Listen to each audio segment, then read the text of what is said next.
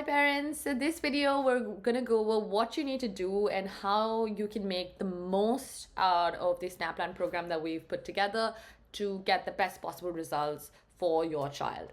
Now you want to start by logging onto the portal, going into the child profile, clicking on this NAPLAN section that you will see on your profile, and then heading over to the self-paced learning and practice test section right here.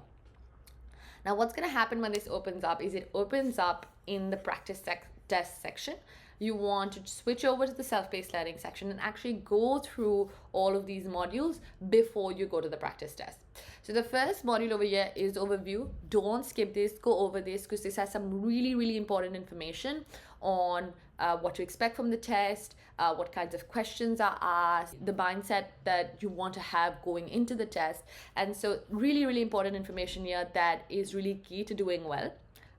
We've broken down each of reading, writing, spelling, and grammar into the broader skills that a student needs to revise to do really well at the test. So for example, for reading for year 3, that's skimming and scanning, inference and conclusion, and context clues. Now within each module, what you'll find is that there is a short video by teachers explaining the topic. So really short, like you can see that this video on skimming and scanning by Ms. Nisha is around 4 minutes long. And it gives them an overview of everything that they've already known, what they've already learned at FunFox and at school. Then there's just, a short go over of it again. And then there are some questions to kind of really consolidate the concept in the student's mind.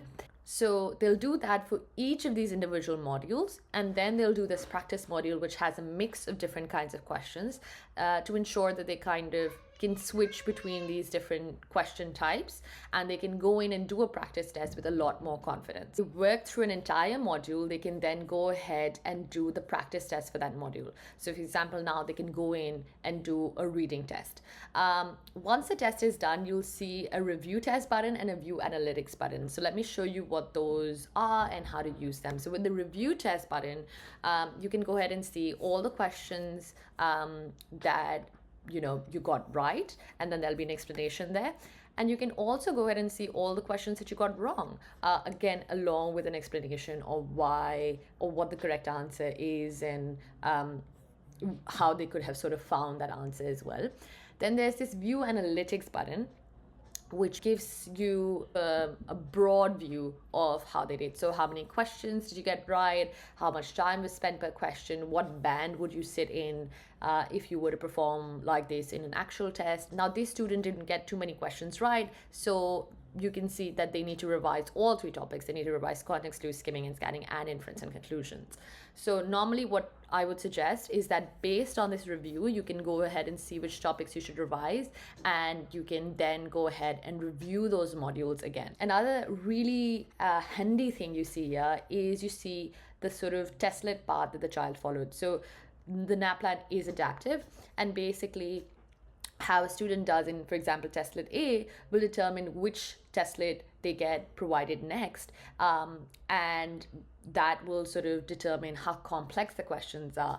And the more complex the question, the higher it's weighted. So obviously if a child is doing more complex questions, they will overall be getting a higher score, which will sort of push them towards like an exceeding or a strong, right?